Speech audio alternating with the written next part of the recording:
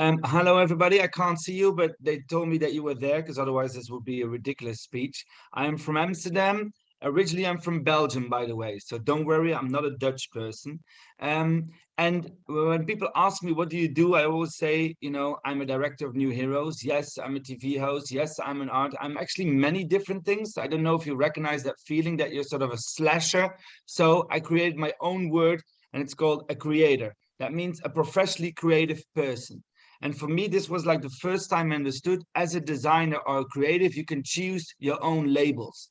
Sometimes people would like to stick a label on you, but you can choose your own words, your own label. So also how you introduce yourself is part of the storytelling. So for me, I realized I'm a professionally creative person. That means that my organization is a professionally creative company New Heroes. What do we do? Very simple. We create storytelling in all disciplines. We do concepts and execution for organizations, never marketing, but like real content. And we have bio-based creations. When I say multidisciplinary, that means that all kinds of disciplines. So we do installations and performances and TV shows and all the disciplines, because the form always follows from the content. We start with what we want to say, and then we see what kind of form, what kind of discipline do we need to reach the audience. And the great thing is we always try to do things that we've never done before so that we can work with other people. But the core is storytelling and imagination. That is what we do, at least try to do as well as possible. So why do we do this? Because it always starts with a why. Why do we get out of our bed? Why do we work so hard? Because we feel something, right? For me, it is the fact that we are changing our value system. I really feel that. I mean, this is the first time since what? 100 years that we are finally again in a time frame where the system is changing. So we are at the end of a system, let's call it the neoliberalistic capitalistic system. Okay, I'm not pro or against it. I'm just notifying that we are ending the system. What is the new system? We have no idea yet. There are many possibilities. So how cool it is to be young, or let's say in my case, relatively young in an age where everything is changing. It's not easy, but it's also amazing because things are changing, as some old white man was singing a long time ago. They are a changing. Let me show you, right? Because that's great that they are changing, but it's also shit, Okay, let me show you. First of all, we're going to be able to edit ourselves. I interviewed Mr. John Quehe. He's the first editor ever of Human People. So that means that he told me they can already decide now when a woman is pregnant, the color of the eye of the baby, the color of the hair of the baby, and the muscle index. Already they can decide this. Within 20 years, they can change the brain of the baby, make it smarter, have a higher IQ or memory. Google is actually making now memory sticks that you can implant in your brain so that you get 100 times more memory. That will be within 10 years. So for those who want children, you can wait like 10 more years, then you have smarter babies. If you don't want, please go ahead and make them now. Now, this is a classroom that I filmed in China, and you see the headbands that they are wearing. What is the headband doing? It's actually measuring the concentration levels of the children. And the teacher is in the classroom and has an iPad and can see which child is concentrated and which one is not. And the good thing is the parents at home, they have on their phone an app that shows the concentration levels of the children. So when the child comes home, you know if they were good at school or not. So it's perfectly if you want to be a helicopter parent.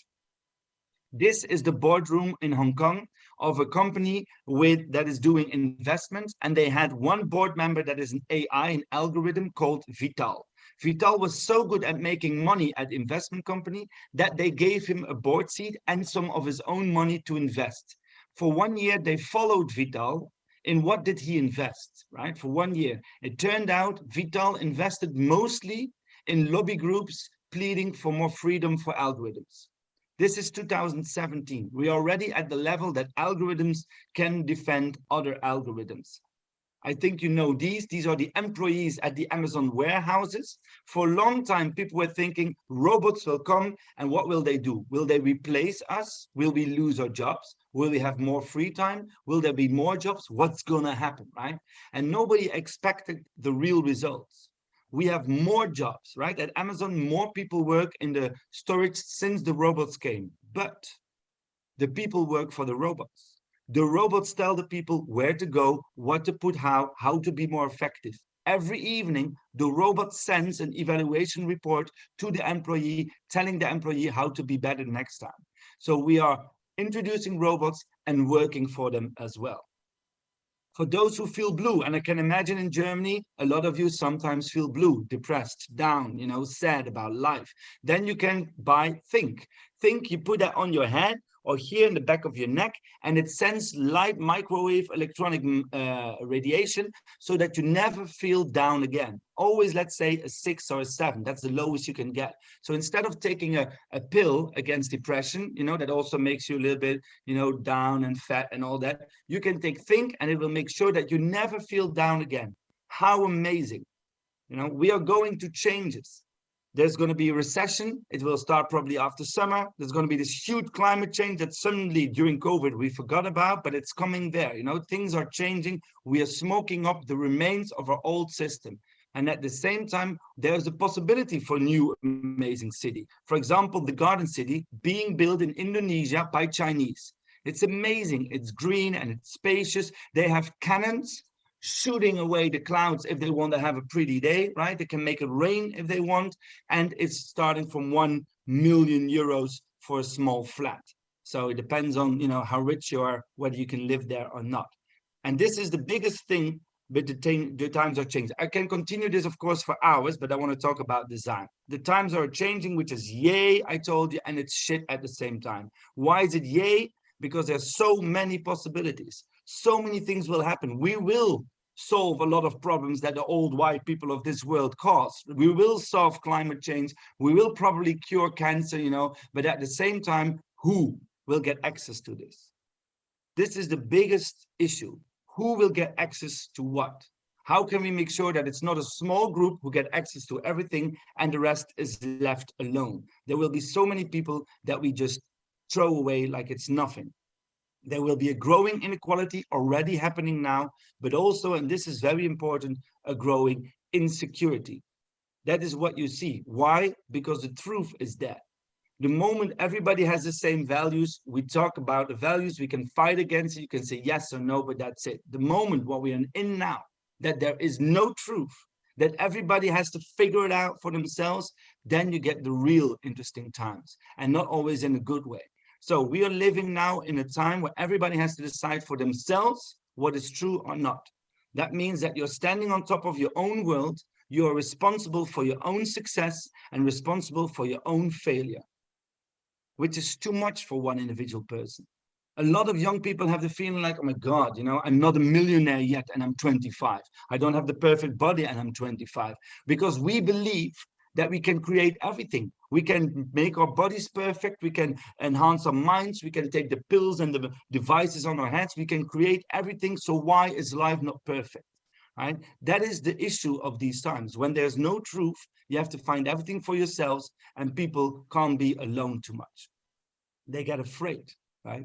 So what you see now is a lot of fear for the changing times, a lot of loneliness, a lot of feeling not good enough. Is there no hope, Lucas? I see you thinking, oh my God, this Dutch-Belgian guy is now depressing us and we don't even have a thing to put on our head.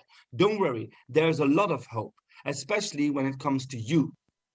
This is not you, right? This is Vincent van Gogh, I know, but with you, I mean a creative person, right? Creatives are going to run the world for the next 100 years. If, of course, we are not afraid to look at ourselves, right? Because it all begins with rule number 1. That means you have no idea, right? Rule number 1 is, as a creative or as a person in general, I don't know what is right or wrong. I don't know why I'm here in this world and where is it going. I don't know. But the good thing is, nobody does. Nobody knows the answer to the question, why are we here? What is the truth, the big one, right? And the fact that nobody knows, that means that we can do amazing things, because then you can meet each other. If you're creative, you always start with not knowing. You think, let's find out where we're going to. Or you have an idea, but you have no idea if you will reach it. So you meet other people, you work together, and in the end, you get somewhere. Not knowing is rule number 1 for creating. Rule number 2, accepting that it's all connected. It's not just one thing. It's not just you alone. It's part of a whole bigger system. And especially in these times that everything is changing, it is super connected. And last but not least, we have to do, you know, even if we don't know where we're going, take a step.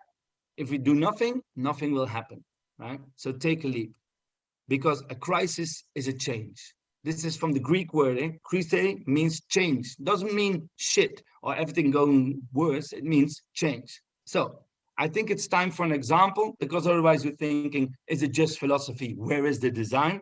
So one of our organizations is called Biobased Creations. That means that we create with nature together, right?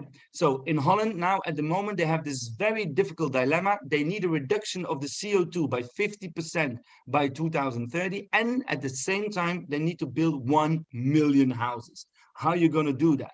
We saw this in the newspaper. We're like, okay, we have to find out. No idea. So let's find out. Let's talk with a lot of people. We also noticed that the ground in Holland is going down. So actually faster than the sea is rising. So the ground is sinking because of all, you know, the agriculture that is way too much solitary on, for example, cattle. So it's sinking. So how do we get the earth up again? How do you build these houses and the CO2 down? If you just see it on paper, you think it will never happen. But then by just talking to people, by doing research, we discovered that you can actually build with nature, that you can actually grow crops that take CO2, that make the earth go up again. Then you harvest these crops, and then you can build houses with them, right? So we thought we have to do that. We have to make a house that showcases that the world can change, right? That is modular. So you mean you can put it in and out of each other. It can come from the factory. Then you can build 1 million houses everywhere you want. We need to showcase everything that is possible when it comes to building with nature. And we need to share our research so that everybody can use it. This was our goal. We had no idea how to do it. We just started 2 years ago. And then we created this. This is a house made out of wood. As you can see, it's a wooden frame. It's like Lego. You just click it into each other. You can make it bigger or smaller if you want. You can replace it, put it somewhere else. I think the houses of the future will be bigger and smaller and be placed on other places. Like, for example, you get married and you put an extra piece on your house and she leaves you again. So you sell half of your house, or she literally takes half of the house with her. This is possible when you build modular. And then the house itself contains of 100 bio-based materials. So materials made from nature. That is already possible. So not somewhere far in the future, already possible. For example, I'll show you. We use cattail and hemp. Hemp, you know, smoking, right? Marijuana in Holland, everybody does it, right? So you smoke the females, I would say, from the women you get high, and the men you use for the building. So when we talk about hemp, we use about the male plants. And when we talk about feeling good, we talk about the female plants. And then the cattail on the left is a cigar plant. That is very good for watery regions when there's a lot of water, and it makes the ground lift up. So it's an amazing plant. From these plants, you can build houses. You can make materials. And this house is completely built from hemp and chalk. And then, of course, some windows and doors. But the whole house is hemp and chalk. So we showcase. These are algae. So algae, you know, the green, beautiful little microbic stuff. You can color with them. You can build with them. This is all the colors that algae can have to showcase how easy it can be done. For farming, it's important, you know. The farmers have to stop breeding cattle. What is the alternative for a farmer these days? They can breed algae. They can breed hemp. They can breed cattail. And they can make houses with it. This is another of my favorites. This is made with residue from the sewage. So that means you're sitting on a toilet, you're taking a shit, right? It all goes into the sewage. We don't look at it anymore, but it goes into the sewage, right? And then they filter it. The water goes back to the civilization, and then there's a whole bunch of shit left. So, but you can take that shit, and especially the toilet paper and the good bacteria, and then you can press it, color it algae, and then you have these beautiful tiles for outside use. Or you can 3D print with it. This is 3D printed with toilet paper that they take out of the sewage, and they put some algae potent in it, and then they 3D print a toilet. So when you're shitting on the toilet, you're making the material for your toilet. Love that. This is a mycelium. I don't know if you know mycelium, but mycelium is the roots of the mushroom. You can build houses with it. You can make clothes. I'll show you. This is how it works. On the left corner, you see a bit of hemp or a cattail or straw, dry material, right? Waste, actually, agricultural waste. Then you put in a little bit of the mushroom, and in 1 week, it goes to the right. So from left to right, 1 week. And then you dry it for a week. If you don't dry it, you can see on the left how it becomes, right? Then it becomes this beautiful mushroom. But if you dry it, it's on the right. It's super amazing. We build a pavilion with it. This is a pavilion that we made 2 years ago, completely made with mushroom. And of course, some other materials, but the outside is mushroom. We do this because we want to show to people it's possible. Does everybody have to build a house of mushroom? No, but it's possible. This is the inside of this pavilion. I think it looks great. The ceiling is made from cotton, and the floor is made from potato starch, jute, and again, the cattail, the cigar plant. So the whole pavilion is 10 tons CO2 negative. Now I can think, I see you thinking like, okay, but we don't build pavilions, Lucas. Me neither. I never done that. I've never done that. But when we discovered mycelium, we were like, oh my God, you can build with it. Who is doing this? Nobody did. So we said, we have to create something with it. We have to create a place where people can come together and conversate. So we had actors talking, like real storytellers, talking about the pavilion to the people, that they could touch, that they could see. We had musicians playing in the pavilion so that people experienced the material and not just looking at it. When we talk about mycelium, on the left, you see a dress made from mycelium. On the right, you see the newest, latest Adidas shoe. The white is leather made with mycelium.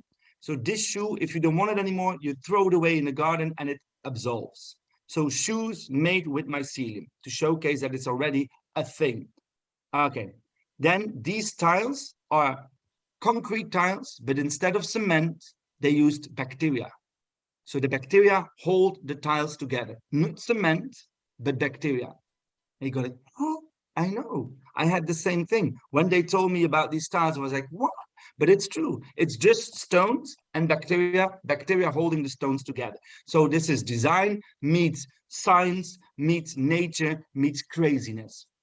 Now, our kitchen full of things. For example, Mexican corn leaves. You see the wallpaper on the left is made of Mexican corn leaves. Beautiful. This is 3D printed seaweed. This is cutlery made from seaweed and then 3D printed. And if you ask, can you put this in the dishwasher? Yes, you can. I don't know why, but everybody asks us. Yes, you can put it in the dishwasher, right? This is a vases made from eggs. We throw away so much eggs. So this is nature. This is a field of flowers that they harvested, put together with potato starch, and they made plate material from it. So back to Van Gogh. On the left, you see the painting of Van Gogh, saying cornfield. On the right, you see real cornfield flowers put into a material. So Van Gogh's time was also a changing time, right? 19th century, the end of 19th century. So there was a lot of industrialization, the Eiffel Tower was built and the light bulb was invented and the steaming machine. And Van Gogh was like, oh my God, industrialization, I don't like it. I'm going to flee Paris. I'm going to go to Arles, live in the countryside. And that's where the true human nature is. So he fled to nature. Now, industrialization killed nature, almost. So we cannot flee anymore. We creatives can talk with nature, come back and try to help this change of industrialization. So what started with Van Gogh is ending now, but we don't know where to go. We don't know what the next step is. What we do know is we can take part in it. We creators, small, big, it doesn't matter what your tempo is, but we can take part in it, right? So yes, we built this house, we also made it small. This is a 1 in 10. The same version of the house, but then small, right? The baby version. Why do we do this? Because we go everywhere with this house, this small house, to conferences, to meetings, to showcase people that they can touch it, that can take it apart, that can smell it. Because if they don't see it, they don't believe it, right? Here in this house, we also have storytellers, people like me, but then better, who tell the story, say to people, look what you're seeing, touch it, feel it, understand what the implications are. So not just showcasing, design loves to just showcase and then expects you to be super intelligent to understand what you're seeing. We say, no, let's combine storytelling with design. You had an invention, you created something, it's amazing. Now let people talk about it in videos, live, it doesn't matter, right? Make it smaller. make different versions of your work so you can showcase it to different kinds of people. It's all connected. That is super important to understand, right? We have no idea where we're going to, but nobody has. That's the great thing. The moment you're thinking like, oh my God, I don't know what to do in my life, where to go, understand that nobody has. Some people fake it for themselves. Some people think they know it for a while, right? And then their wife leaves them for someone else or something, right? We never have control over our life, which is great. Which is great because then things can happen, you know? I don't know, nobody does, but at least we have to take a leap because then we can start helping reimagining our value system. Because if we just wait at the sideline, it will happen anyway. Technology will take over a lot, algorithms will take over a lot. But if we say, whoa, whoa, whoa, we are not against technology, but we do want to know what are the boundaries. We do want to decide what are the values, right? For example, that everybody can partake, or that nature is not an enemy, but a friend. If we decide on that, and we can, by voting, for example, or by choosing for which company you work, don't ever work for a company that doesn't support your values. Don't, right? That is already the biggest choice you can make. Don't do something that you say, this is not honest, this is not true, right? And then, maybe then we can make this world better, not for one or two or three, but for a lot of people. And that is our goal, to have impact on more than just ourselves and our mothers. Thank you.